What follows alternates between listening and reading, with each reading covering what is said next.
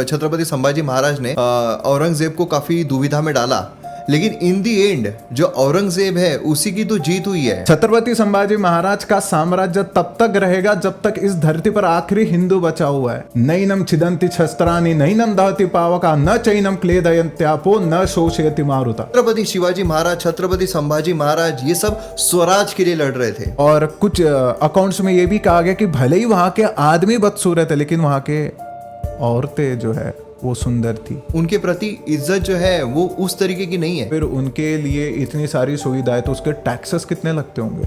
इतने सारे टैक्सेस वहां पे जाते थे। तो 7.5 मिलियन लोगों की लाशों के ऊपर जो ताजमहल है वो बनाया गया है। अब जो मुगल के टाइम पे इसी अकाउंट के हिसाब से बच्चों को बेच दिया जा रहा है बगदाद में, वो अच्छी बात है। का एक जो पूरा इकोसिस्टम है ना, कि एक रिपोर्ट आती है, एक रिपोर्ट को ट्वीट किया जाता है, बार बार फैला दिया जाता है, देन उस पर 3-4 लोग वीडियो बना लेते हैं और अगेन रिपीट, फिर और रिपोर्ट जो है इस तरीके से पूरा एक सर्कल में घूमता रहता है, जिससे एक नैरेटिव बिल्डअप होता रहता है। उस समय हारते जब छत्रपति संभाजी महाराज स्वीकार कर लेते कि हाँ भाई आप शेंचा और आपकी बात हम मान लेते, नहीं माने।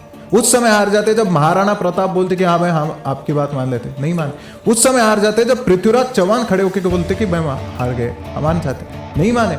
उस समय हार जाते जब नागभट्ट द्वितीय कहते कि भाई हम मान गए, नहीं मानते। हाँ, वो रेस के है जहाँ पर खून का एक एक बूंद जब बाकी रहती है, एक बूंद भी अगर बाकी रहती है, उस वक्त भी आंखों में आंखें डालकर बोलते हैं नहीं हारूंगा। वही आजकल सेक्युलर इंडिया में हमको देखने को मिलता है कि जो मुगल्स है उनको ग्लोरीफाई करने के लिए तो बहुत सारी बॉलीवुड मूवीज आती है, लेकिन जो बाकी हमारे राजा रहे हैं उनको ग्लोरीफाई करने वाली या उनका सही इतिहास बताने वाली जो मूवीज़ है वो बहुत कम आती है। लेकिन अभी रिसेंट टाइम्स में हमें कई ऐसी मूवीज़ देखने को मिली है जहाँ पर जो एक्चुअल इतिहास है वो दर्शाया जा रहा है। उसमें से एक हमें मूवी देखने को मिली है छत्रपति संभाजी महाराज की, जिसमें जो औरंगजेब है उसके द्वारा जो भी किया गया है उसको एज इट इज़ दर्शाया गया है। और छत्रपति संभाजी महाराज जो प्रखरता से जो स्वराज के लिए जिस तरीके से उन्होंने लड़ाई की वो भी काफ़ी अच्छे तरीके से मूवी में दर्शाया गया है। लेकिन बहुत सारे हमें जो लेफ्ट लिबरल्स है वो देखने को मिलते हैं कि भाई जो औरंगजेब है, भली मतलब छत्रपति संभाजी महाराज ने औरंगजेब को काफ़ी दुविधा में डाला, लेकिन इन दी एंड जो औरंगजेब है उसी की तो जीत हुई है। मतलब जो छत्रपति संभाजी महाराज है उन्होंने अपना देह त्यागा, तो इन दी एंड ये देखा गया है कि भाई औरंगजेब जो है उसकी जीत हुई। तो मतलब ये किस तरीके से देखा जा सकता है? एक्चुअली लेफ्टिस्ट को जब हम पूछते हैं कि आपने मुगल्स को इतना ग्लोरीफाई क्यों किया, तो वो बताते हैं कि जो नेशन स्टेट की जो एक डेफिनेशन होती है कि जिसमें जो जीत जाता है उसको ज़्यादा वैल्यू दी जाती है और जिसका साम्राज्य बड़ा होता है उसको वैल्यू दी जाती है। इसलिए शायद वो औरंगज़ेब के ऊपर ज़्यादा फोकस करते होंगे।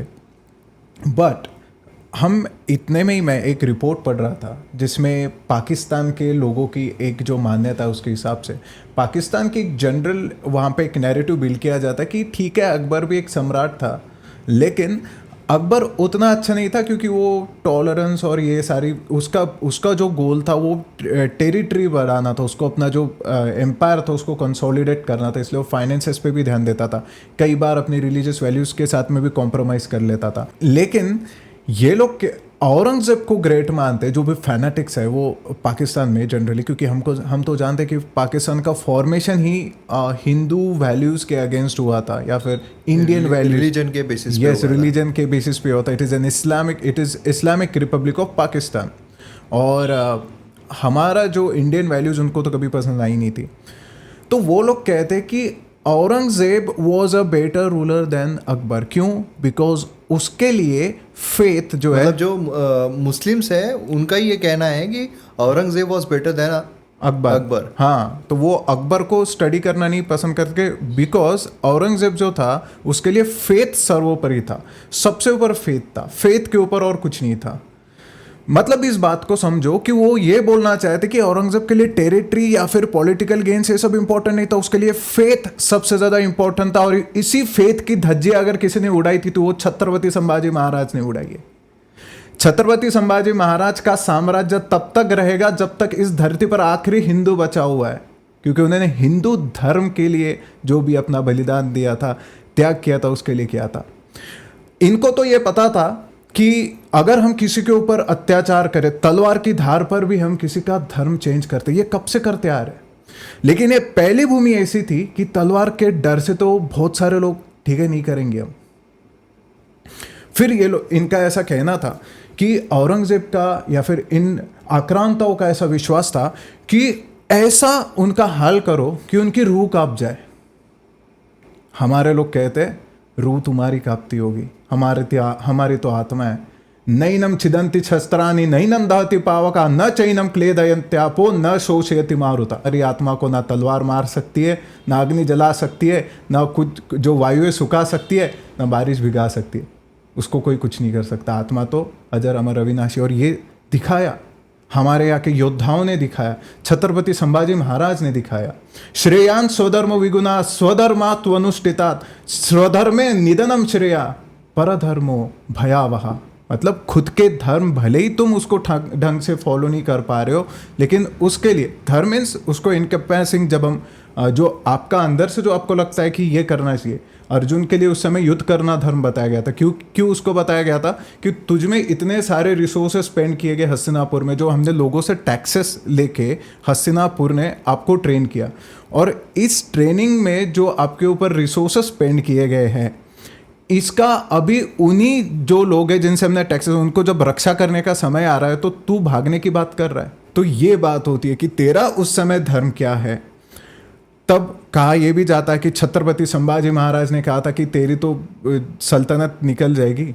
अभी हम अगर एक बीच में एक रिपोर्ट आया था, मैं इस पर ज़्यादा शायद ही कुछ लोगों के लिए इमोशनल बात हो सकती है, लेकिन अगर प्रैक्टिकली देखें तो जो औरंगज़ेब के या फिर मुग़ल के जो अभी डिसेंडेंट्स हैं, तो एकदम ही पॉवर्टी की लाइफ जी रहे हैं। उनको 6,000 रुपये गवर्नमेंट भत्ता देती है, शायद इसलिए क्योंकि वो औरंगज़ेब के सक्सेसर से इसलिए देते क्योंकि वो बहादुर शाह जफ़र टू के जो थे वो सक्सेसर, और वो 1857 में थोड़ी सी उनकी इन्वॉल्वमेंट थी, तो 6,000 रुपये उनको मिलते हैं, झोपड़ों में रहते हैं। और अभी हम देखते हैं कि छत्रपति शिवाजी महाराज के जो डिसेंडेंट हैं अभी भी दे आर वेल ऑफ। तो अगर जो ये लोग कह रहे हैं कि हारे थे, भाई जिसकी नींव ही धर्म थी कि इसका धर्म बदलूंगा तभी मेरी जीत होगी, जो अपने आप को कुछ अकाउंट्स में गाजी कहना चाहता था कि मतलब जिसने दूसरों को हरा के अपने फेथ के लिए जिसने काम किया हो। लेकिन यही जो पूरी एक लॉबी है, इनका ये भी बोलना है कि भाई इतनी जो पीड़ा है वो छत्रपति संभाजी महाराज को तो हुई ना। उन्होंने बेसिकली जो जगदम्ब, वो जो बिलीफ उनका था, मतलब जो भगवान है उन पे जो इतना बिलीफ उनका था, तो वो उनकी हेल्प के लिए क्यों नहीं आए। जब वो पीड़ा जो है वो सह रहे थे, जब मतलब 40 दिनों तक जिन्होंने असहाय पीड़ा सही, लेकिन अपने चेहरे पर जिक्र भी नहीं आने दिया उस चीज़ का, तो ये क्या इसका क्या एक काउंटर हो सकता है। देखो, सबसे पहले तो अगर हम लॉजिकली देखें, जो हम जो मियर मॉर्टल्स, हम सर्वसाधारण लोग हैं, हमें तो छुरी भी लग जाए तो ब्लड लॉस के कारण डेथ हो सकती है। एक्सीडेंट में 1-2 घंटे में ब्लड लॉस के कारण बहुत बार डेथ्स हो जाती है। यहाँ पे छत्रपति संभाजी महाराज के देह पर कितने सारे घाव हुए थे वहाँ पर लाने से पहले ही, मतलब उनका ब्लड लॉस काफ़ी हो चुका था। जो डिस्क्रिप्शन है उसके हिसाब से वो पूरे खून में लथपथ थे, और जब उन्हें वहाँ खड़ा किया गया तो वहाँ पे भी एक ब्लड पूल टाइप्स बन गया था। तो अगर नॉर्मली देखा जाए तो इतने ब्लड लॉस में तो नॉर्मल आदमी तो चला ही जाए। अब जब यही बात मैंने अपने दादाजी से पूछी थी, क्योंकि कुछ लोगों ने ऐसा बोला था, मैं ऐसी लोकेलिटी में रहता था जहाँ पे जो दूसरे बिलीफ्स वाले लोग थे वो भी ज़्यादा रहते थे, तो उन लोग ने थोड़ा सा टीज कर दिया था हमको कि आपके राजाओं के को बचाने के लिए तो भगवान भी नहीं आए थे, तो भगवान उनके लिए नहीं आए जो इतनी पीड़ा सहते रहे, तो आपके लिए कहाँ से आएंगे। यही क्वेश्चन मैंने अपने दादाजी से पूछा था।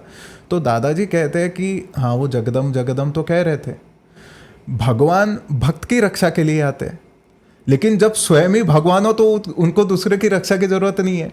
उनका ये कहना है, और लगता भी है कि रुद्रावतार ही वो थे, और भगवत गीता में या फिर हमारे दूसरे स्क्रिप्चर्स में भी कहा है कि बार बार धर्म की रक्षा के लिए प्रभु अवतरित होते रहते हैं। यदा यदा ही धर्म। यस। औरंगजेब की 2 ही डिमांड्स थी, या तो छत्रपति संभाजी महाराज जी हमारी जो डिमांड्स है उनको एक्सेप्ट कर ले, धर्म स्वीकार कर ले इस्लाम, या फिर उनका जो देह है वो त्याग दे। तो ये एक्सपेक्टेशन थी, लेकिन दोनों फुलफिल नहीं हो रही।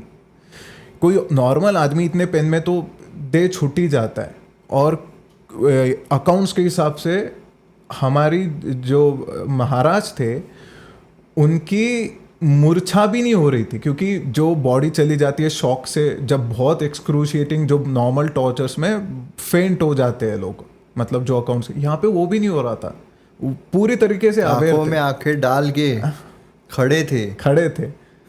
तो जो मतलब ये जब वो उनको लगा कि भाई ये तो मौत का जल्लोष करके चले गए और हम जिंदगी का मातम मना रहे हैं, वही चीज़ हो गई कि पूरे लाइफ टाइम में पूरी ताकत लगा दी उनको झुकाने में, लेकिन वो फिर भी वैसे के वैसे खड़े रहे। ये कोई नॉर्मल आदमी कर सकता है 40 दिन के लिए, कैन यू इमेजिन? क्योंकि मूवी में तो 15-20% ही बताया, पॉसिबल ही नहीं है, साइंटिफिकली किसी तरीके से पॉसिबल नहीं। आपकी वेन्स कट रही है, जो ब्लड फ्लो हो रहा है, तो कैसे नमक लगाया जा रहा है, नमक लगाया जा रहा है, उसमें भी आंखें नोच ली जा रही है, वही तो जो नाखून निकाले जा रहे हैं। हाँ, जीसस क्राइस्ट के लिए जो कहा जाता है कि उन्होंने इतना पेन सहा, और मतलब सिंस जो लोगों के थे उनको उनके लिए उन्होंने इतना पेन सहा, तो ये तो उनसे भी ज़्यादा यहाँ पे पेन इन्होंने सहा है।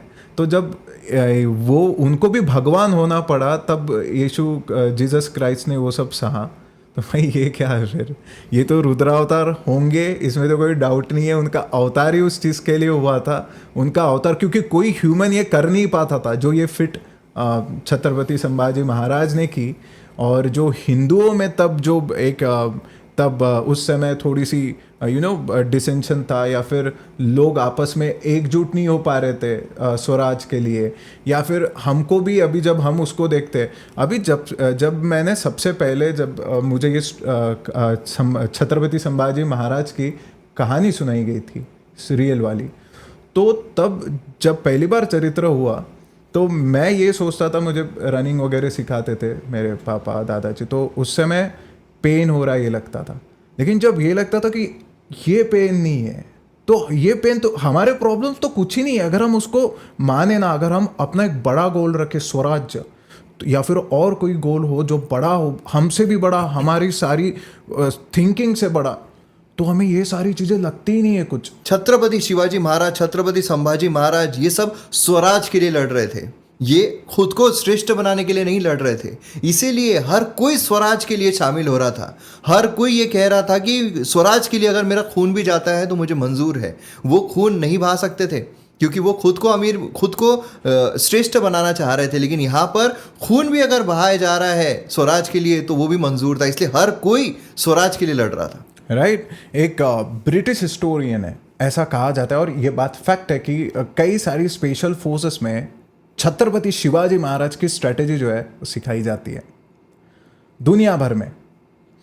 तो ये वो कुछ एक मुझे उन रिसर्चर्स की वो एक रिसर्च पेपर याद आ रहा है, वो कह रहे थे कि ठीक है, आप जो बाबर, हुमायूं या फिर औरंगज़ेब, इनमें एक डिफरेंस, और छत्रपति शिवाजी महाराज में डिफरेंस क्या था? जो वो ला रहे थे, उनके जो सैनिक थे, उनको बताया जाता कि जैसे ही आप वहाँ पे इनफिडल्स के लैंड में जब चले जाओगे, उस समय आप किसी को कितना भी लूट सकते हो, आप कितने भी उनके पैसे ले सकते हो, आप किसी को भी जिंदा जला सकते हो, आप उनके ग्रेन्स लेके भाग सकते हो, आप उनकी किताबें जला सकते हो, आप उनकी बच्चियों को उठा सकते हो, आप उनके साथ कुछ भी कर सकते हो, आप उनके छोटे छोटे बच्चों को बगदाद में जाके बेच सकते हो।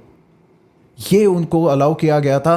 तो इसके बिहाइंड रैली करना, तो जब रैली करते थे कि आपको सेंसुअल प्लेजर्स देंगे, आप जाके ये सब कुछ भी कर सकते हो, आपको स्ट्रेट कैसे पुट करूं मैं समझ में नहीं आ रहा, वो बोलते थे कि आपको विमेन मिलेगी, जो आपके दुश्मन है उनके साथ आप कुछ भी कर सकते हो, और हमारी बुक्स में भी वो अलाउड है, हमारी जो आइडियोलॉजी उसमें भी वो अलाउड है, क्योंकि जो 72 ब्यूटीफुल विमेन की जो बात की जाती है, तो वहीं से तो आप वहाँ पे भी सब वही वैसा ही है। और कुछ अकाउंट्स में ये भी कहा गया कि भले ही वहाँ के आदमी बदसूरत है, लेकिन वहाँ के औरतें जो है वो सुंदर थी, ये बोल के उनको लाया जाता था।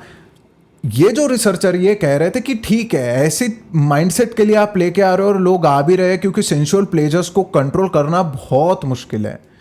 लेकिन कोई कह रहा है कि मैं ना तुमको लूट दूंगा, ना तुमको प्लंडर दूंगा, ना तुमको ये अधिकार दूंगा कि जो तुम्हारे शत्रु हार गए हैं उनकी जो पत्नी है या फिर उनकी जो बच्चियां हैं उनके साथ आप कुछ गलत कर सकते हो, फिर भी आपको मेरे लिए लड़ना है। और ये लोग अपने ब्लड आप हमने जो बात की कि खून देने को, आखिरी बूंद खून नहीं बचा तो भी जो बचा वो देने को राजी था, वो था स्वराज। ये छत्रपति शिवाजी महाराज की ये जो एबिलिटी थी, ये उनकी जो इंटेलिजेंस थी, ये उनका जो एक दूरदृष्टि थी, इससे फॉरेन के जो रिसर्च है वो भी प्रभावित है कि ठीक है हमने तो ब्रिटिश, हमने तो लूट प्लंडर ये सब बोल के लेके आए, लेकिन यहाँ पे तो सब एकदम धर्म नीति न्याय के हिसाब से लोगों को मोटिवेट करना to fight for your motherland, to fight for the greater cause, ये बहुत बड़ी अचीवमेंट है। एग्जैक्टली और क्या है ना कि ये जो लेफ्ट इकोसिस्टम है ये अक्सर जब भी छत्रपति शिवाजी महाराज के बारे में, छत्रपति संभाजी महाराज के बारे में चर्चा करती है तो सिर्फ बताने के लिए या फिर ऐसा है कि समाज में एक ऐसा ना हो कि भाई मेरे खिलाफ आक्रोश पैदा हो जाए, इसलिए शिवाजी महाराज इस तरीके से नाम लगा देती है। उनके मन में उनके प्रति इज्जत जो है वो उस तरीके की नहीं है। आज हम मतलब ऐसा है, कई बार ऐसा होता है कि जब पुणे जाते हैं तो वहाँ पर शिवाजी नगर है, लेकिन वो जो शिवाजी नगर है वो भी डायरेक्ट बोलना अटपटा सा लगता है। वो भी बोलते वक्त ऐसा निकलता है छत्रपति शिवाजी महाराज नगर, इस तरीके से निकलता है। तो क्योंकि उनके बारे में जो पढ़ा है, उनके बारे में जो समझा है, तो एक अपने आप अंदर से एक उनके लिए जो रिस्पेक्ट है वो खड़ी होती है, जो इनको नहीं आ सकती क्योंकि इन्होंने जो इतिहास है उसको एक तो खुद की तरफ से पोल्यूट भी कर रहे हैं और दूसरा ये है कि इतिहास को ही उन्होंने सही ढंग से पढ़ा नहीं है। वो सिर्फ अज्यूम कर रहे हैं इतिहास को लेके कि यार राजा थे तो ये तो होता ही होगा, ये तो करते ही होंगे, ये तो हो ही रहा होगा। ये थोड़ी बहुत 2-3 जो लेफ्टिस्ट लोगों ने लिखी हुई किताब है, जो प्रोपेगेंडा है, उसको ही पढ़ के ये मैनिपुलेट होके बाकी जो पूरा समाज है उसको भी दूषित कर रहे हैं, क्योंकि जो रियल इतिहास है वो सामने लाया ही नहीं जा रहा है, उसको बताया ही नहीं जा रहा है, जिसकी वजह से जो एक रिस्पेक्ट है, आप देखिए ना 3-4 अगर देखा जाए उनके बारे में, अभी राम पुनियानी है, वो जब छत्रपति शिवाजी महाराज के बारे में बात कर रहे थे तो उन्होंने एक बार बोला छत्रपति शिवाजी महाराज, उसके बाद 2-3 बार शिवाजी महाराज पे आ गए, तीसरी बार शिवाजी पे आ जाते हैं। तो इससे पता चलता है कि उनको इतिहास का कितना नॉलेज है, क्योंकि रिस्पेक्ट जो है वो अंदर से आनी चाहिए, सिर्फ दिखाने के लिए नहीं आनी चाहिए। इसी से एक दूसरी चीज़ जो है वो दूसरा सवाल भी खड़ा होता है कि जैसे कई है ऐसे जर्मनी में बैठे हुए हैं जिन्होंने लोकसभा के टाइम पे बहुत ज़्यादा जो चीज़ें हैं उसको प्रचलित किया और इतिहास के साथ छेड़छाड़ करने की कोशिश की, जिसमें उन्होंने कहा था कि भाई जो मुगल्स है वो भी काफ़ी सेक्युलर थे, और इससे हमको पता चलता है, बोले औरंगज़ेब जो है वो भी सेक्युलर था, उसने इतनी हानि नहीं की, उसने इतना दूषित नहीं किया समाज को। आप सोचिए, बोले अगर वो इस तरीके का होता तो क्या छत्रपति शिवाजी महाराज आज़ाद हो सकते थे, रह सकते थे? नहीं रह सकते थे, लेकिन वो अब अच्छे से रहे। मतलब कंपैरिजन जो है उसमें उनका दिमाग जो है वो काम नहीं करता है। लेकिन इस तरह की चीज़ें भी निकल कर आती है कि भाई जो मुगल्स है इन ऑल अगर हम देखें तो क्या वो सेक्युलर थे?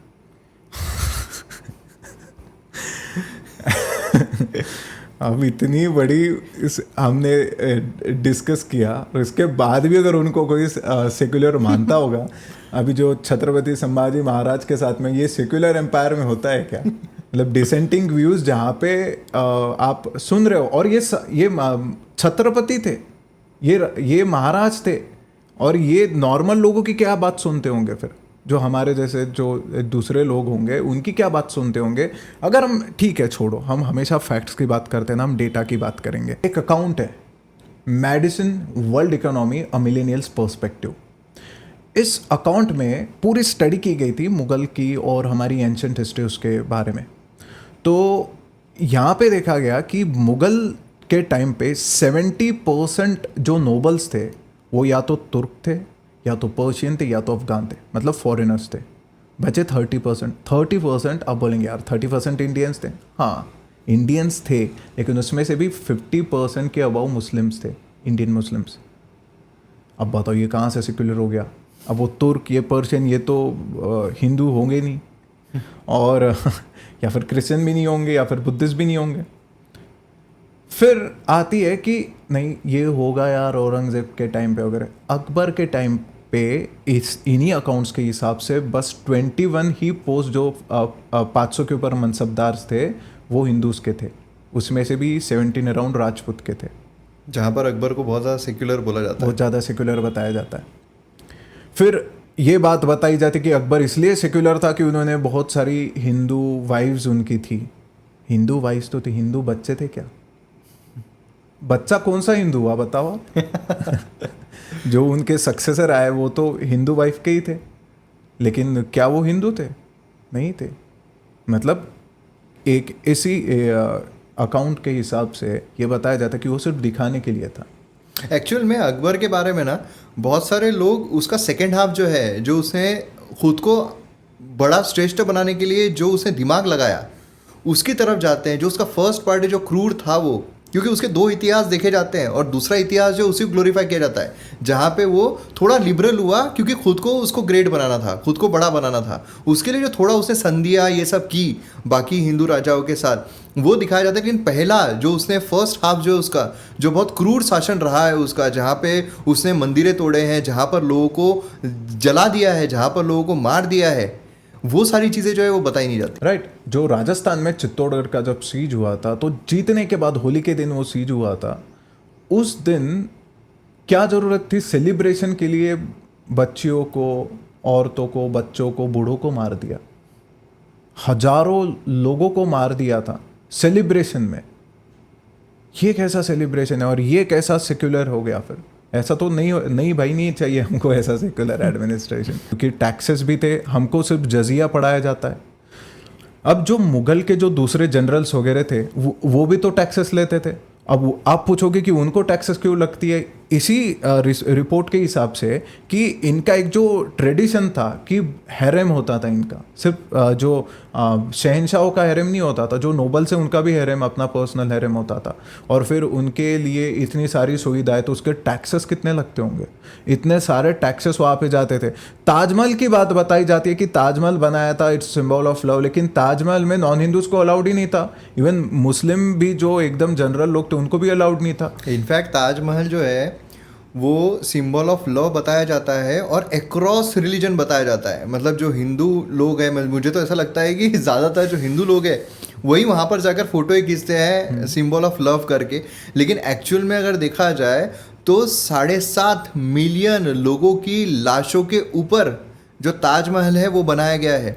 शाहजहाँ उसने मुमताज़ के लिए ताजमहल बनवाया, लेकिन उसमें देखा गया कि उस वक्त जो फेमाइन है वो इतना बुरी तरीके से आया था कि लोगों की मौत हो रही थी। अब वो हो सकता है कि भाई लोगों को लगे कि यार फेमाइन आया था तो क्या, वो तो मतलब नेचुरल कैलेमिटी भी हो सकती है, लेकिन ये आया भी शाहजहां की वजह से था जो फेमाइन आया था। अब पैसा जो अच्छा राजा हो कहाँ भी यूज़ करना चाहिए, प्रजा के लिए यूज़ करना चाहिए, लेकिन उसने पूरा जो पैसा है वो ताजमहल बनवाने के लिए वहाँ पर इस्तेमाल किया। लोगों को पता क्या है, सिर्फ हाथ काट दिए थे। अरे भाई हाथ काट दिए थे, वो ये सब जो उसका था, जो इतने लोग मरे, उसको छुपाने के लिए बस एक चीज़ कर दी कि भाई हाथ काट दिए थे।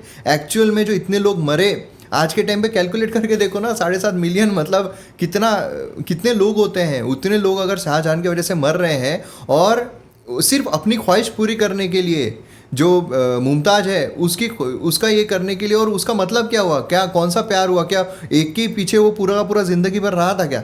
ये भी चीज़ देखने को मिलती है। सिंबल ऑफ लव अगर देखना है तो सिंबल ऑफ लव है हमारा राम सेतु, जहाँ पर माँ सीता को लेने के लिए भगवान श्री राम जो है वो कहाँ से कहाँ गए, जहाँ पॉसिबल ही नहीं था जाना, वहाँ एक चीज़ ऐसी बनती है, उसको कहा जाता है सिंबल ऑफ लव।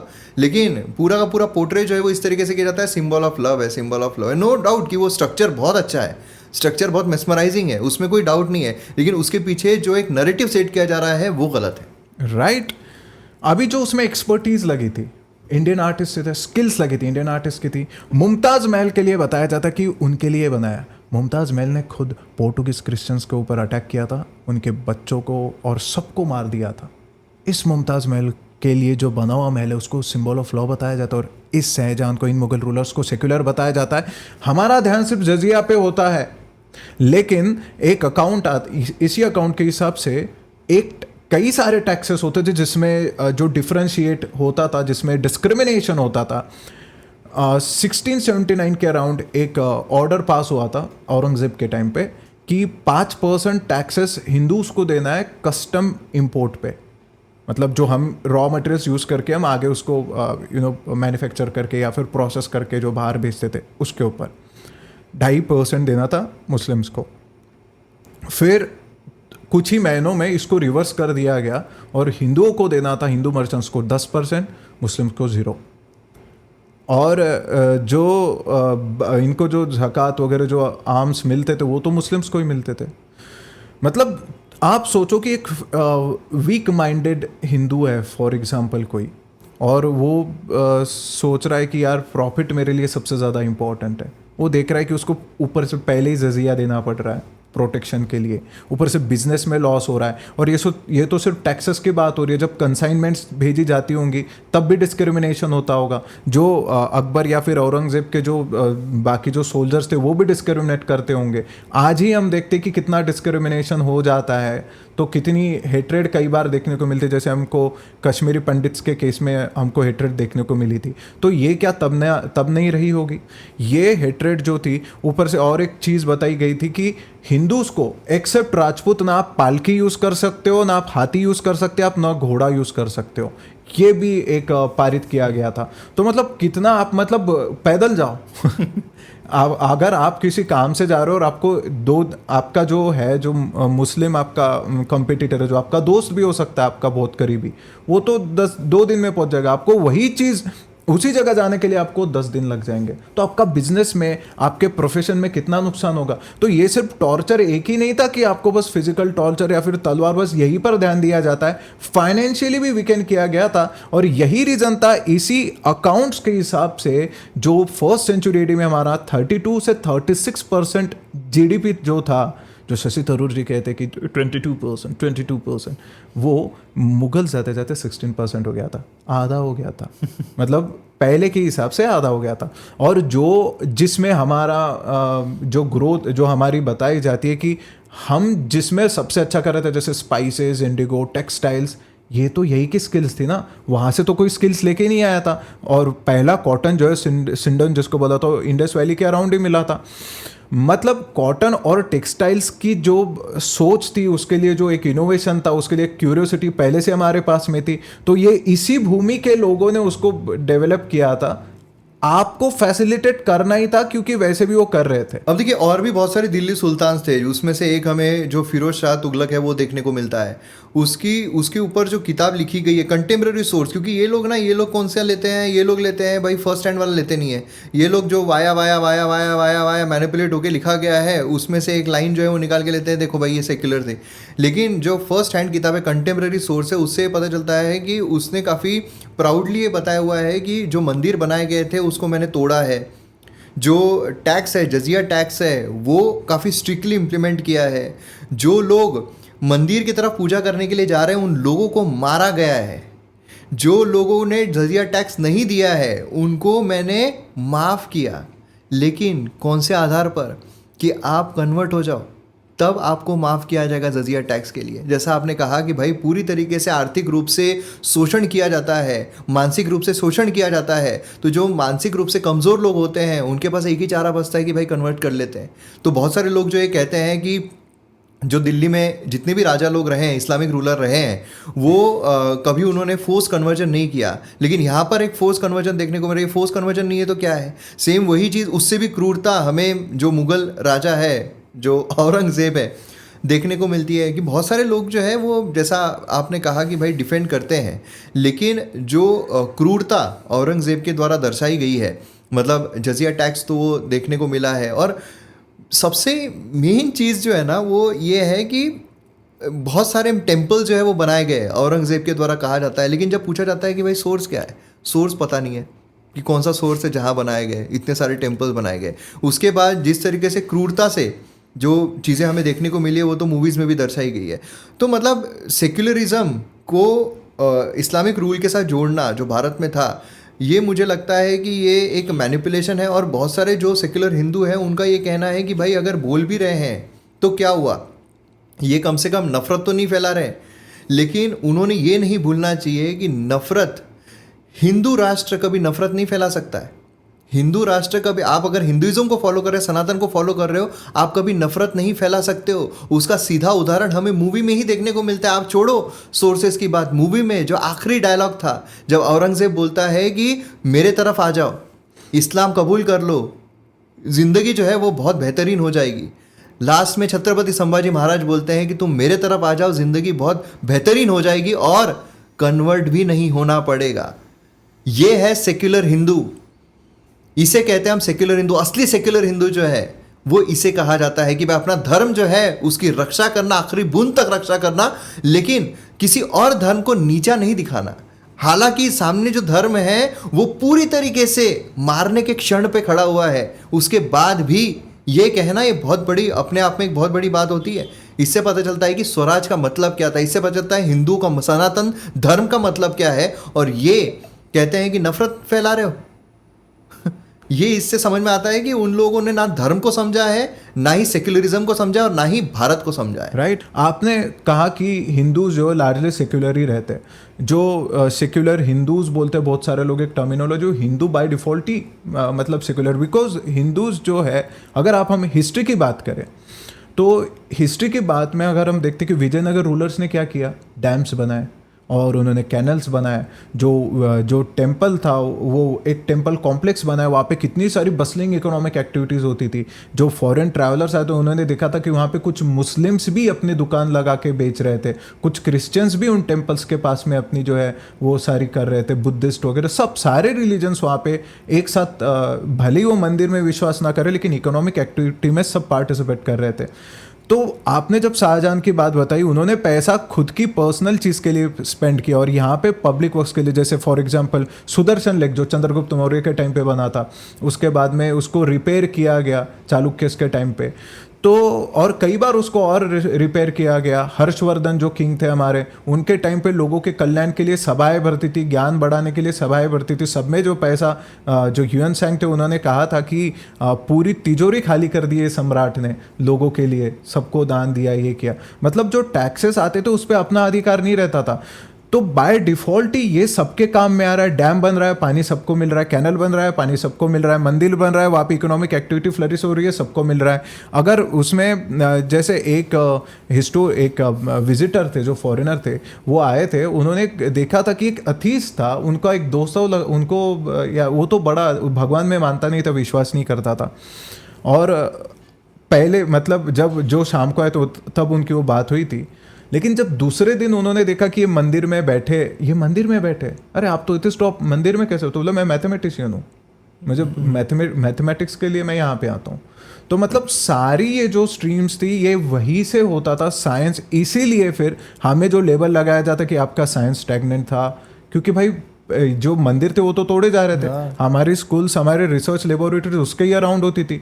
उज्जैन में हमारी रिसर्च लेबोरेटरी, हमारी कॉस्मिक लेबोरेटरी वहीं पे बताई जाती है उज्जैन में। इनफैक्ट कितने सारे मंदिर आज भी जो जैसे के वैसे है, उसमें हर मंदिर में कोई ना कोई साइंटिफिक चीज़ जो है वो देखने को मिलती है। राइट। और उज्जैन को या फिर वाराणसी को आपको भी पता है कि ये कॉस्मिक अलाइनमेंट के हिसाब से जो महाकुंभ को 144 गुरु की जो अलाइनमेंट थी, गुरु जो जुपिटर उसके अलाइनमेंट के हिसाब से ही बोला गया है ना कि 144 इवेंट्स साल 12, और दूसरे भी अलाइनमेंट्स है, लेकिन प्राइमरीली कॉस्मोलॉजिकल अलाइनमेंट के हिसाब से ही बोला गया। तो ये कॉस्मिक स्टडी और उनके जो उनका लोकेशन था ये प्लेसेस का, वो इसी हिसाब से था। तो यहीं पे रिसर्च लेबोरेटरीज भी थी। मतलब सिर्फ प्लेसेस ऑफ वर्शिप नहीं थे, वो प्लेसेस ऑफ, मैं ये कई बार बोलता हूँ कि सिर्फ places of worship, places of research भी थे, वो प्लेसेस ऑफ इनोवेशन भी थे। तो मतलब जो मंदिर तोड़े गए हैं वो सिर्फ मंदिर या आस्था की चीज जो है, जगह जो है वो नहीं तोड़ी गई है, बल्कि वो रिसर्च की जगह भी तोड़ी गई है। या ये हमने बोरोड कंसेप्ट है कि ये भाई हाँ सिर्फ आस्था का केंद्र है, सिर्फ पूजा करते नहीं। जो अभी सदगुरु के यहाँ पे जो लोग गए होंगे तो वहाँ पे जो बेत करने के लिए जो भी उन्होंने जो तालाब वगैरह बनाया, उसके बाद में लोग सही में फील करते कि हाँ कुछ कामिंग हो रहा है हमारे भीतर। जो मंदिर का बेल, ओशो ने एक बार कहा था कि हिंदू पागल तो है नहीं कि वहाँ पे बीच में घंटा लगा रहे। कुछ तो उन्होंने सोचा होगा कि हाँ भाई साउंड से एक्चुअली क्या होता है कि आपके मन में बहुत सारे थॉट चल रहे हैं, क्लटर चल रहा है, मतलब साउंड चल रहा है, कुछ चल रहा है, लेकिन जब वो बेल बजती है तो वो पूरे वो साउंड जो है उस साउंड को ओवरपावर कर लेती है, अलाइन कर देता है थॉट को। लेकिन ये जो है ना, ये भी देखा गया है कि जैसे बहुत सारा जो एक नरेटिव है ये भी बिल्डअप किया जाता है कि भाई मुगल जो है वो इक्का दुक्का है, जहाँ पे बहुत बड़ा कोई शिफ्ट या चेंज आया है वो छोड़ के बाकी सारी लड़ाई जीते ही है, क्योंकि इसलिए तो उनका इतना बड़ा साम्राज्य रहा है ना, इसलिए उनका इतना बड़ा वो पूरा ऑल ओवर इंडिया जो है पूरा उनके अंडर में था। तो भाई मतलब मुगल जो है वो हमेशा जीते ही है, ऐसा भी एक नैरेटिव जो है वो सेट किया जाता है। ये तो पूरा लेफ्टिस्ट नैरेटिव है, क्योंकि लेफ्टिस्ट नैरेटिव सबसे पहले तो नेशन वाली कोई कंसेप्ट ही नहीं बोलते भारत में, है ना। और हमें ये बताया जाता कि तुम तो आपस में लड़ते रहते, तो तुम एक दूसरे को शोषण करते रहते थे। कास्ट सिस्टम सबसे बुरी बात, उसको हमको बचपन से बताया जाता है कि यार शर्म आने लग जाती है यार, बस एक बार कोई कास्ट सिस्टम कह देगी यार ऐसा होता है। मतलब कहीं ना कहीं हमको ही बता दिया गया कि भाई तुम एकदम स्लेवरी अच्छी थी क्या? मतलब जो मुगल के टाइम पे इसी अकाउंट के हिसाब से बच्चों को बेच दिया जा रहा है बगदाद में, वो अच्छी बात है। आप मतलब जो हारे हुए राजा है, हारे हुए सैनिकों की वाइफ्स को आप लेके हरेम में डाल रहे हो, वो अच्छी बात है, वो ह्यूमन वैल्यूज है। और बस कास्ट सिस्टम में वो चीज़ है, हम किसी की खाल तो नहीं उतार रहे थे ना, यहाँ पे किसी को जिंदा तो नहीं जलाया जा रहा था। होता है यार, हर समाज में अपने फॉल्ट्स होते हैं, लेकिन इतने लेवल के तो फॉल्ट्स नहीं थे कि आप मतलब उसके नाखून निकाल रहे हो, आप उनको जिंदा जला रहे हो, ये सारी चीज़ें तो नहीं थी। अब इन लोगों के हिसाब से भारत एक नेशन नहीं था। अब आप मुझे बताइए, आप अभी आपकी देख लिया, आप तिरुपति कितने बार गए होंगे? कई बार गए होंगे। आपने क्या ये सोचा कि साउथ में आप जो कन्याकुमारी है वहाँ कई बार गए होंगे, रामेश्वरम कितने बार गए होंगे, चारों धाम की जो यात्रा के। तो मतलब भारत की कंसेप्ट तो थी हिंदू, जो एक अगर हम हिंदू या फिर कल्चर के हिसाब से बात करें, खुद नेहरू जी ने एक्सेप्ट किया है कि जो मराठास थे राष्ट्रकूटा के बाद में उनके ही वंशज थे, और राष्ट्रकूटा भी पहले ग्रेट वॉरियर्स के वंशज थे। ये खुद उन्होंने बोला है कि वो रिलीजन तो हमारे पास में तो और एक यूनिफाइंग फैक्टर ही था। तो इस हिसाब से तो इनका जो है नैरेटिव की नेशन था ही नहीं, वो तो पूरा फ्लॉ हो रहा है। हम अभी भी देख रहे हैं कि महाकुंभ के लिए कितने साउथ इंडियंस जा रहे हैं। हम तो ये भूल ही गए कि कौन नॉर्थ का है, कुछ सब जा रहे हैं, सबका अधिकार है गंगा पे। क्या हमारे साथ में अभी वैसा भेदभाव हुआ?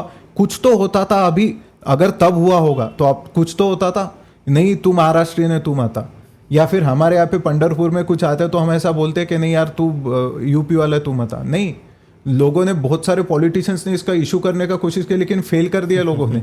नहीं भाई हम इनफैक्ट अभी महाकुंभ के लिए तो अभी एक रिपोर्ट आई थी ना, जिसमें बोला गया था कि भाई फीकल बैक्टीरिया जो है बहुत ज़्यादा है, जिसको बहुत धड़ाधड़ इनका एक जो पूरा इकोसिस्टम है ना, कि एक रिपोर्ट आती है, एक रिपोर्ट को ट्वीट किया जाता है, बार बार फैला दिया जाता है, देन उस पर 3-4 लोग वीडियो बना लेते हैं और अगेन रिपीट, फिर और रिपोर्ट जो है इस तरीके से पूरा एक सर्कल में घूमता रहता है, जिससे एक नैरेटिव बिल्डअप होता रहता है। लेकिन लोगों को पता चल गया ये लोग बेवकूफ़ है, ये किसी भी चीज़ को बोलना शुरू कर देते हैं, क्योंकि और एक रिपोर्ट आई है और काफ़ी इंटेलेक्चुअल इंसान के द्वारा ये आई है कि गंगा नदी में अपने आप खुद को प्यूरिफाई करने के बैक्टीरियाज है। तो अपने आप वो प्यूरिफाई होती रह रही है, उसमें तुमको कोई ये करने की जरूरत नहीं है कि भाई ये गंदी हो गई, मैली हो गई, ये हो गई, अपने आप उसको प्यूरिफाई करने की उसमें क्षमता है गंगा नदी में। तो ये चीजें ये अब किसी ने ट्वीट नहीं किया। हाँ, और वो बॉलीवुड वाले तो गाने भी बना दिए, गंगा मैली होगी। बात ये आती है कि क्या हम सिर्फ हारते आए हुए हैं। सबसे पहले तो ये बात बताई जाती है कि मुगल का साम्राज्य पैन इंडिया था क्या? आसाम में लचित बोरफुकन तो जो थे, या फिर अहोम किंग्स थे, लचित बोरफुकन ने तो उनको तो अच्छे से हरा दिया था, शिद्दत से हरा दिया था, हिसाब से। मतलब ऐसा नहीं कि डिस्प्यूटेड है विन, हरा दिया था भाई, तू जा घर को, ऐसी हार हुई थी। और फिर बंगाल में भी कभी इनका होता था, कभी नहीं होता था। इवन गुजरात में भी जो बहादुर शाह वगैरह ये सब सुल्तान होते रहते थे। मालवा में भी कभी मालवा इनके अंडर जा रहा है, कभी उनके अंडर जा रहा है। साउथ की बात करें तो फिर तो छत्रपति शिवाजी महाराज ही है। सिख राजाओं ने फिर वहाँ पे था। तो मतलब एक हिसाब से देखा जाए तो इनका राज जो पैन इंडिया बताया जाता है वो कैसे बताया जाता है। और जब समुद्रगुप्त जो है उनका जो एम्पायर था वो पूरा पैन इंडिया था, लेकिन उन्होंने बाय खुद के हिसाब से कि यार मैं एनेक्स नहीं करूँगा, क्योंकि आप राजाओं को रीइंस्टेट किया था, क्योंकि हमारी जो कल्चर थी, सभ्यता थी, हम हारने वाले राजा का भी सम्मान करते थे। हम उनका शीश निकाल कर या फिर उनका टॉर्चर कर उनका अपमान नहीं करते थे। ये हमारी सभ्यता नहीं थी। लेकिन उनको एटलीस्ट उन्होंने ये उनको हमेशा मतलब उनको बहुत बार गिफ्ट्स भेजे जाते थे समुद्रगुप्त के लिए, उनको अपनी अलायंस प्रूव करने के लिए कई बार पैसे भेजे जाते थे, जो भी उनकी चीज़ें भेजी जाती थी, और अपना शेयर टैक्सेस वो हमेशा भेजते रहते थे समुद्रगुप्त को। यहाँ पे तो सीधा डिफायंस हो रहा है कि तेरे को मानता ही नहीं मैं राजा, तेरे को शहंशाह में मानता ही नहीं, तो कैसे पूरा का पूरा हो गया। और अगर हार जाते थे तो अभी जैसे बहुत सारे देश है जहाँ पे इन लोग ने अटैक किया, फॉर एग्जांपल पाकिस्तान, वहाँ पे कुछ रहा ही नहीं, तो ये हिंदुस्तान बचता ही नहीं ना। तो हमारी जो वैल्यूज़ है, एक मैं रिसर्चर की रिपोर्ट पढ़ रहा था, उसमें बोला गया है कि हमने रणथंबोर की आपने बहुत बार पढ़ा होगा। रणथंबोर हमने देखा कि अलाउद्दीन ने सबसे पहली बार किया, फिर कोई बोलता है कि कुतुब ऐबक ने भी ट्राई किया था, फिर बोलता है कि लोदी ने भी ट्राई किया, लोदी नहीं कर पाया, या फिर तुगलक ने किया, फिर आता है कि रणथंबोर को अकबर ने कैप्चर किया। भाई इतने बार कैप्चर करना पड़ा, मतलब हार ही नहीं ना। तुमको हर बार नया राजा और उसको कैप्चर करना पड़ रहा है, मतलब हार ही नहीं रहे। तो आप ये कैसे, इसके दोनों चीजें देखे जा सकती है कि ये लोग क्या बोलते हैं कि ये जीते मतलब वो हारे, तो मतलब जब इनको रणथंबोर बार बार कैप्चर करना पड़ रहा है तो मतलब ये तो हार रहे थे ना, वो तो जीत रहे थे। महाराणा प्रताप के बारे में भी जैसा कहा कि महाराणा प्रताप ने भी मुगल आर्मी को हराया था, अकाउंट्स के हिसाब से, सोर्सेस के हिसाब से हमने देखा कि अहोम्स ने भी हराया था, छत्रपति शिवाजी महाराज ने भी मुगल्स को हराया था। नागभट्ट की वगैरह तो मैं बात कर ही नहीं रहा, नागभट्ट द्वितीय ने तो भाई भगा के हराया था जो इन्वेडर्स हो रहे थे। 8th सेंचुरी के अराउंड पहला इन्वेजन हमको देखने को मिला था। उसके बाद में 1200 आते थे, इनको पहला दिल्ली सल्तनत जो है, मतलब 500 साल तक ये ट्राई ही कर रहे थे, हो ही नहीं रहा था। सोमनाथ मंदिर को कितने बार तोड़ा इन्होंने, इतनी बार तोड़ा, लेकिन जितनी बार तोड़ा उसके +1 टाइम्स हमने उसको फिर से खड़ा किया, फिर से बनाया, तो कौन जीता? आप तोड़ते रहो हम बनाते जाएंगे, आप तोड़ते रहो हम बनाते जाएंगे। उस समय होगा ना जब, उस समय हारते जब छत्रपति संभाजी महाराज स्वीकार कर लेते कि हाँ भाई आप शहंशाह और आपकी बात हम मान लेते, नहीं माने। उस समय हार जाते जब महाराणा प्रताप बोलते कि हाँ भाई हम आपकी बात मान लेते, नहीं माने। उस समय हार जाते जब पृथ्वीराज चौहान खड़े होकर बोलते कि भाई हार गए, हम मान चाहते, नहीं माने। उस समय हार जाते जब नागभट्ट द्वितीय कहते कि भाई हम मान गए, नहीं माने। इनफैक्ट एक अरबिक अकाउंट ही है, उसमें बताया गया है कि जो हमारे मिहिर बोस थे उनको बौर नाम से वो लोग बोलते थे, तो जब वो अटैक कर रहे थे हमारे ऊपर, तो जब उन्हें पता चला कि मिहिर बोस की आर्मी तैयार हो गई है तो वो भाग गए थे। तो ये हमें बता ही नहीं जाता। और ऐसे कितने राजाएं हैं कि छत्रसाल हो, बुंदेलास हो, सब ने अपनी अपनी विक्ट्रीज रजिस्टर की, और ये रहते ही नहीं ना, क्योंकि उनका औरंगजेब का एजेंडा क्या था, इस्लामिक होना है पूरा, उनको अपने हिसाब से सब चाहिए था, लेकिन हुए नहीं ना, तो कहाँ से हारे। ये तो बस हमारा एक्चुअली इसकी एक डीप हिस्ट्री जाती है कि 1857 में जब अंग्रेज़ों ने हमको इस तरीके से लड़ते हुए देखा था कि भाई ये बस 2-3 स्टेट्स के ही कुछ ही कॉन्टिंजेंट्स है लड़े और हमारी ये हालत हो गई है कि कुछ महीनों तक के हमें देश से बाहर रहना पड़ा। तो अगर दूसरा 1857 वाला एपिसोड होता है, ऐसा इवेंट होता है, तो हम सही नहीं पाएंगे। तो तब उनको लगा था कि इनको पैसिफाई करना पड़ेगा, इनको ये जो फाइटिंग स्पिरिट है इसको मारना पड़ेगा। तब से फिर ये आ गया कि हाँ आप तो पीस लविंग हो, आपके जो अशोक सम्राट थे वो एकदम पीस लविंग थे, अहिंसा परमो धर्मा, आगे का बताया नहीं। और फिर गांधी जी का भी नॉन वायलेंस वाला चालू हो गया, और ये सारी चीज़ें हमें बताई गई कि आप तो टॉलरेंट हो। और क्यों टॉलरेंट हो? आपको लूट किए गए, आपको मंदिर तोड़े गए, आपका ये सब किया गया, आप काबिल ही नहीं हो, काबिल ही नहीं हो, और वो रेस के नहीं हो जो लड़ सके। हम वो रेस के हैं जहाँ पर एक खून का एक एक बूंद जब बाकी रहती है, एक बूंद भी अगर बाकी रहती है, उस वक्त भी आंखों में आंखें डालकर बोलते हैं नहीं हारूंगा। राइट। ये हमें पता ही नहीं गया, क्योंकि ये मेन स्ट्रीम हिस्ट्री में कहाँ है। तो ये नैरेटिव बिल्ड किया गया। अगर आप मैप उठा के देख लो कि जैसे हमने बात की कि मुगल एम्पायर का कहाँ था, तो हमने देखा कि इतने सारे इंडिपेंडेंट किंगडम्स या फिर जो उनकी अथॉरिटी को बार बार डिफाई कर रहे हैं, स्वीकार कर रहे हैं। वो रिसर्चर ने ये भी बोला है कि राजपूत जो है उनकी 1 इंच जमीन भी लेनी नहीं दी। मतलब अगर आप राजपूताना जो है उतना का उतना ही तो था, कुछ तो नहीं ले पाए। जो बताया जाता कि यार राजपूतों ने तो भाई हार मान ली उनके सामने। कोलैबोरेट राजपूतों ने नहीं किया, इनको करना पड़ा। इनको समझ में आ गया कि भाई इनको हरा तो सकते नहीं हम। अकबर ने वो समझ लिया कि हाँ इनको हरा नहीं सकते, इनको बस हम अपने साथ में लेके थोड़ा पेसिफाई कर सकते हैं। तो वही किया फिर। और बाकी जगहों पे भी हमने रीजनल किंगडम्स का देखा था। फिर हम ब्रिटिश की भी बात करते हैं कि कितने सारी प्रिंसिपलिटीज तो थी। जो मतलब प्रिंसली स्टेट्स थे 500 से ऊपर थे, कुछ अकाउंट्स के हिसाब से 40-45% एरिया प्रिंसली स्टेट्स में कवर्ड था। तो कैसे बताया जाता कि 200 साल तक आप पे राज किया? यही चीज़ के कारण कि आप एकदम स्टैग्नेंट समाज थे, आपके यहाँ पे कास्ट सिस्टम था। रोमिला मानसिकता पे वार किया, मानसिकता पे वॉर किया, जो हमारी थिंकिंग स्पेस है उस पर वॉर किया। एक मुझे शायद 7th स्टैंडर्ड की मिडिवल हिस्ट्री की बुक है, उस बुक का मुझे याद आता है कि उन्होंने एक फ़ोटो लगाई थी कि ये टेम्पल है चोल साम्राज्य के समय का, और इस टेम्पल में जो रिच राजा थे, बिजनेसमैन थे, वो पैसे इन्वेस्ट करते थे और ये टेम्पल्स को बनाते थे। ये तो पता ही नहीं था जाता था कि वहाँ पे जो स्कॉलर्स को वगैरह भी इनकरेज किया जाता था, वहाँ पे मलखम जैसे या फिर कलरीपयट्टू जैसे मार्शल आर्ट्स स्पोर्ट्स भी सिखाए जाते थे, ये पता ही नहीं जाता था। लेकिन खैर उन्होंने ऐसा बताया कि रिच लोगों ने दिए। और फिर सटली दूसरे चैप्टर्स में ऐसे बताया जाता है कि फिर ये आए जो इन्वेडर्स आए, तुगलक वगैरह ये सब, और इन्होंने इन मंदिरों को तोड़ा और उन पैसों से फिर स्कॉलर्स को ये दिया। और कौन से स्कॉलर्स को दिया? संस्कृत तो गायब ही हो गई थी। हमारे जो साइंटिफिक इनोवेशन आर्यभट्ट के बाद, भास्कर की लीलावती 2 के बाद में कोई भी प्रॉमिसिंग मैथ्स बुक हमें देखने को नहीं मिली। और अगर हम टाइम पीरियड देखें तो इनके ही अराउंड वो आए थे, और उसके बाद फिर 1200 के बाद तो ख़त्म ही होता गया। लेकिन ये भी देखा गया है कि जो अभी जैसा हमने बहुत डिस्कस किया कि भाई एक्चुअल जो हुआ है वो काफ़ी अलग है जो हमको स्कूल्स में भी पढ़ाया जाता है।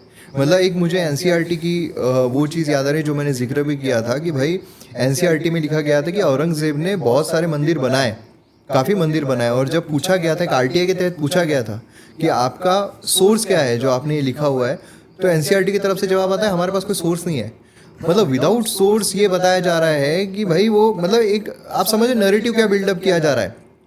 तो एनसीईआरटी क्योंकि हम बेसिक क्या है हमारे जो पढ़ने की किताब वही है जहाँ से हम पढ़ते हैं। इनफैक्ट जो स्कूल है वो छोड़िए, यूपीएससी जो पढ़ाया जाता है, यूपीएससी के लिए जो पढ़ते हैं वो भी बेसिक सोर्स एनसीईआरटी ही कहा जाता है। तो मतलब आप जो बचपन में पढ़ रहे हो तो पढ़ रहे हो, लेकिन जब आप हाईएस्ट जो एक एडमिनिस्ट्रेटर के लिए जाना होता है उसके लिए भी अगर आप पढ़ रहे हो तो एनसीईआरटी पढ़ रहे हो।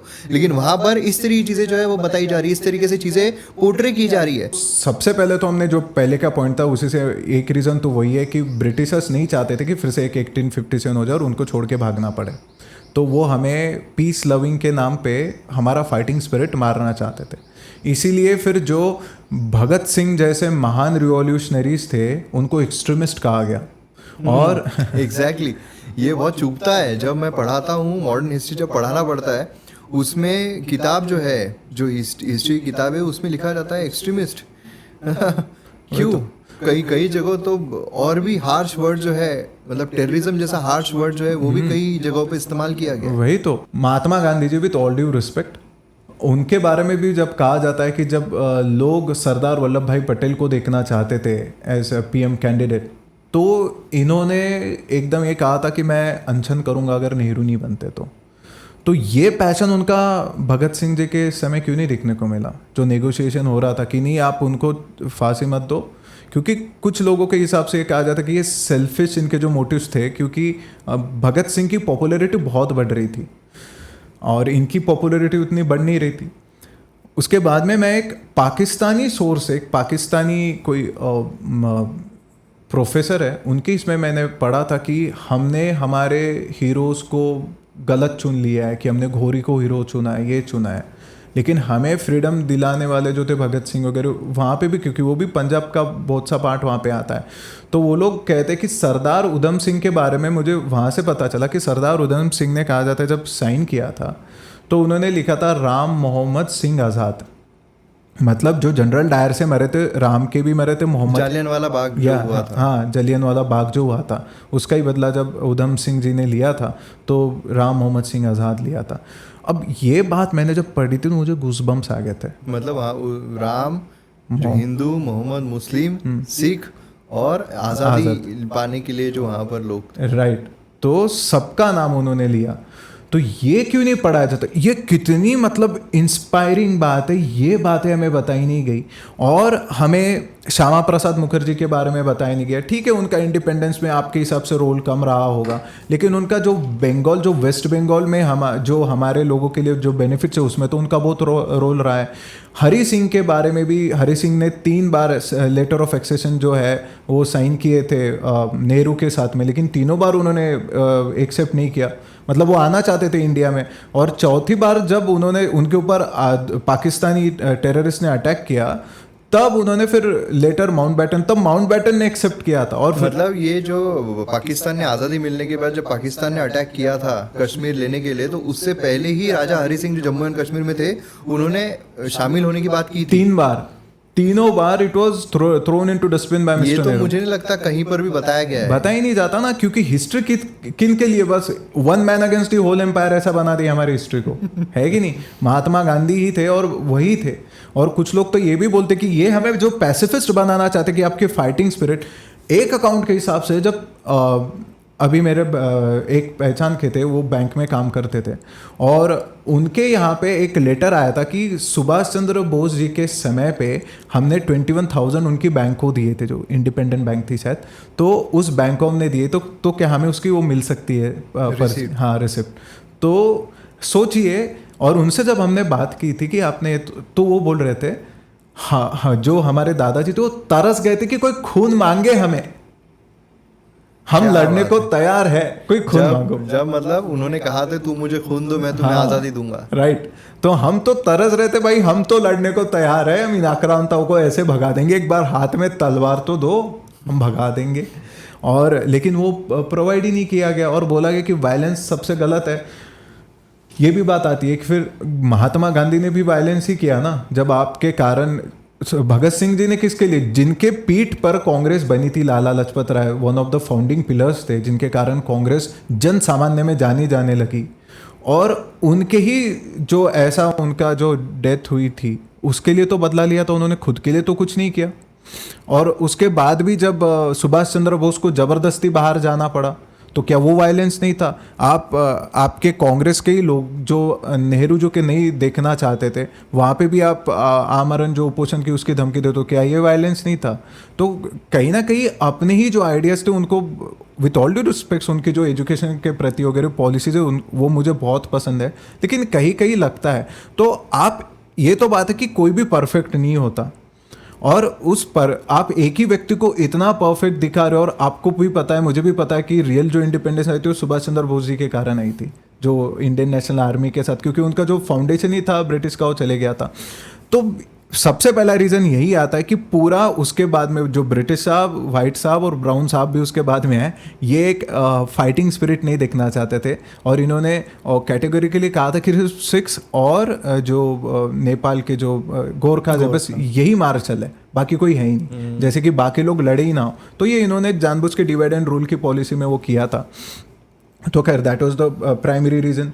उसके बाद जो हम जो सीख रहे हैं वो आता है हमारा एजुकेशन, जो पहले education minister, all credits to Maulana Abul Kalam Azad साहब।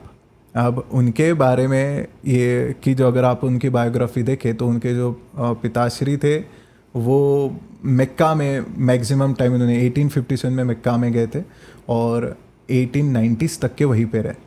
तो अबुल कलाम आज़ाद के का जो बचपन है वो भी वही गया। और कायरो में एक यूनिवर्सिटी है जहाँ पे मुस्लिम सब्जेक्ट्स पढ़ने के लिए उनको 2 साल के लिए भेजा भी गया। और उन्होंने खुद कहा है कि उनके पापा उनको पीर बनाना चाहते थे।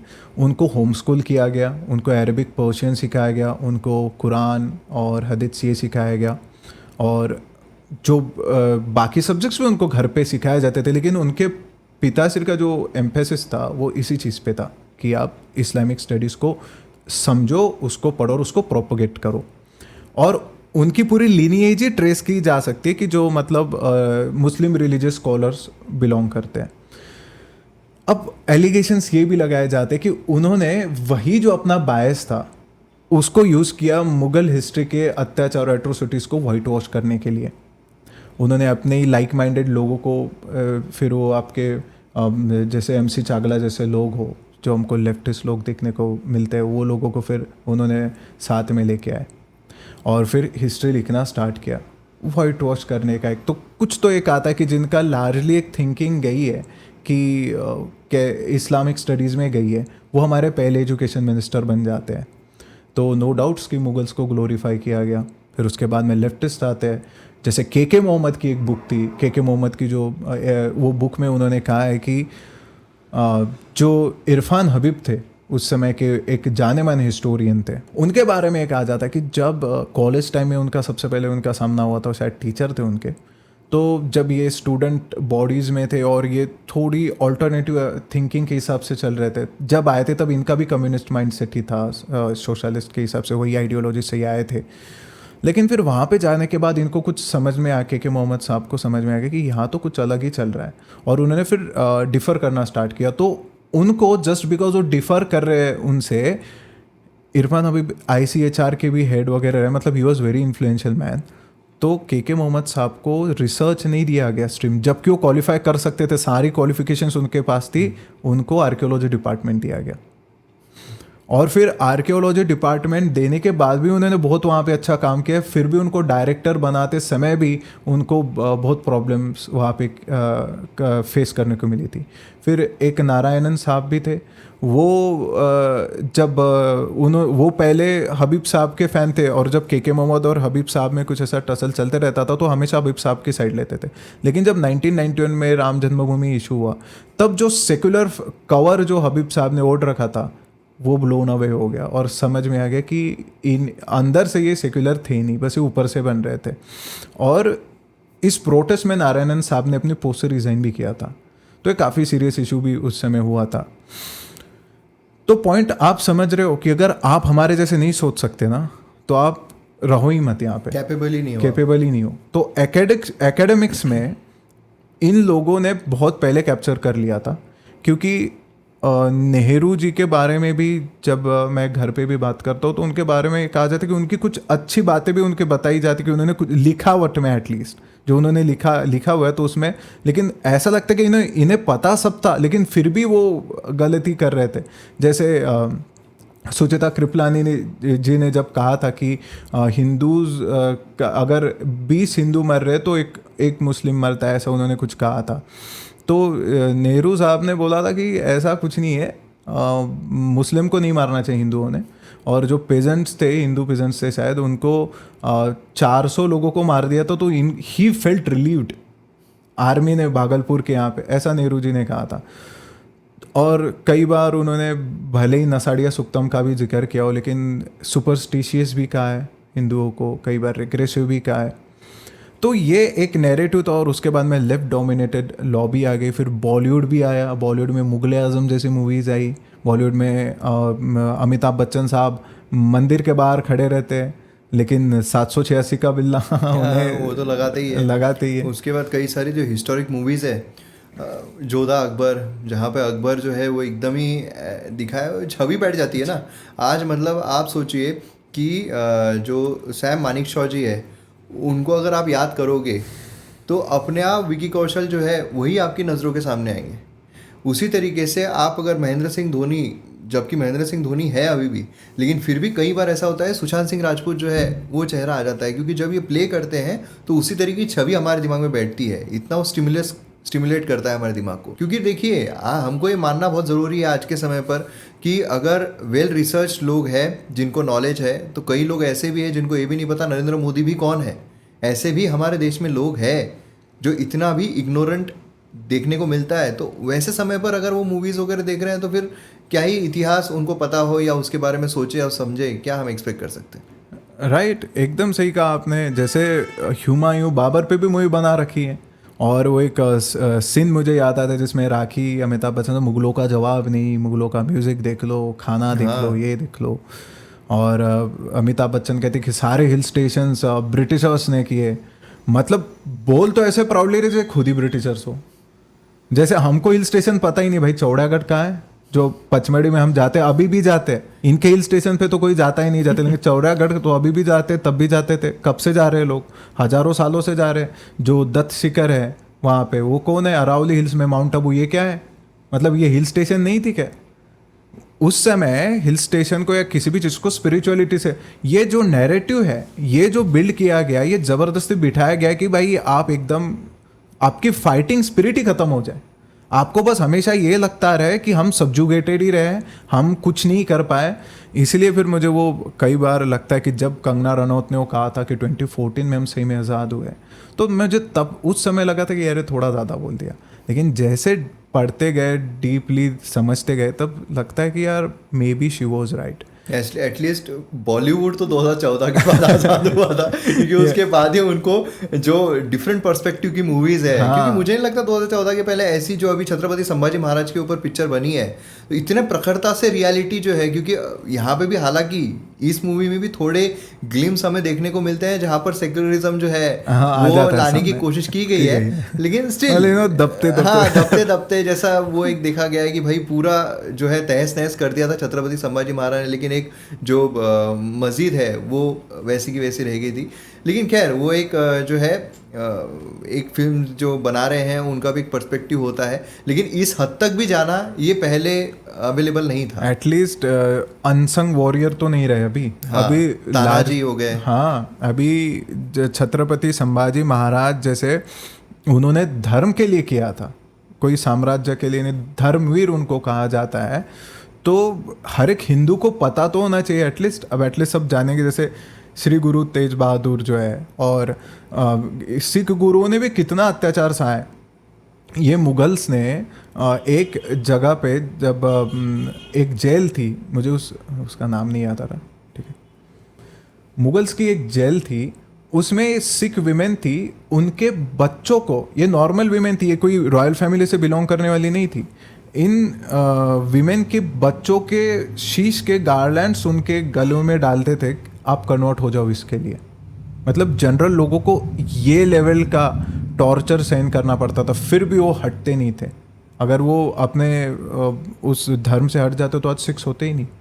और कई सिख राजाओं ने कश्मीरी पंडितों के लिए भी किया। 100%। लेकिन ये भी चीज़ है कि ये जो चीज़ें हैं ये जैसे पढ़ाई नहीं गई है। छत्रपति संभाजी महाराज के बारे में देखा जाए तो हार्डली कुछ लाइंस हमें एनसीईआरटीज़ में देखने को मिलती है। छत्रपति शिवाजी महाराज के बारे में कुछ ही लाइंस हमें देखने को मिलती है, और उन लाइंस में भी मुझे याद है कि वो एक स्किलफुल एडमिनिस्ट्रेटर और डिप्लोमेट नहीं थे, ऐसा भी कुछ कहा गया था।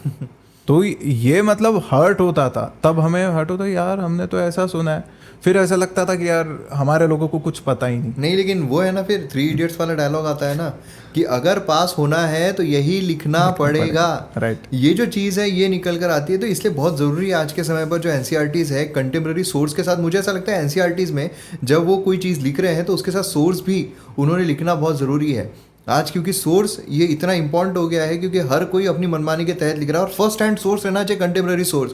ऐसा नहीं है कि जैसे ध्रुव राठी और राम पुनियानी के जो आर्टिकल्स है वो लेकर आकर बता रहे हैं कि भाई इसमें ये था वो था, वागनक जो है वो इन्होंने लाने को बोला था छत्रपति शिवाजी महाराज को, ये सारे नहीं। जो कंटेम्प्रेरी सोर्स है वो लिखना बहुत ज़रूरी है। आज के टाइम पर पूरा रिवाइवल जो है एजुकेशन सिस्टम का, इंक्लूडिंग हमारी किताबें, वो करना बहुत ज़रूरी है, खासकर इतिहास का।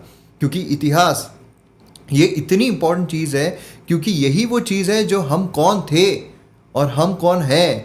जो बोलते हैं ना मेडिटेशन में कि भाई हम कौन हैं, ये पता लगाना बहुत ज़रूरी होता है ताकि आपके जीवन में एक मीनिंग बने। लेकिन हम कौन थे ये भी उतना ही ज़रूरी है ताकि हमारे जीवन में आज हम मीनिंगफुल हमारे जीवन को बना सकें। राइट। हम हमारी हिस्ट्री से ही सीख सकते हैं, और हमें अगर गलत हिस्ट्री पता ही जाए तो हम क्या ही सीखेंगे। हाँ।